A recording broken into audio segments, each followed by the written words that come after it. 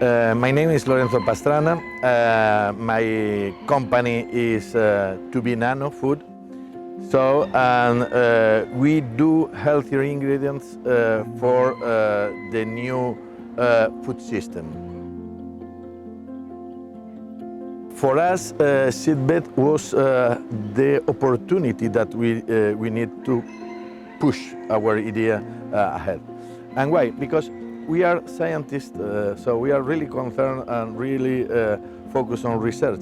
But for innovation, this is not enough. So it's good to have a good idea, it's good to have a good technical development, but we need this push, we need this someone that fosters us to go to the market.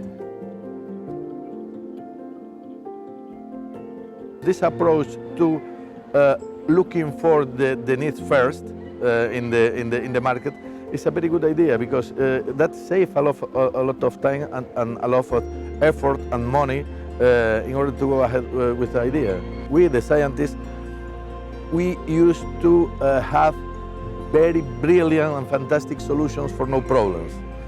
And this is one way to focus our activity in a real problem.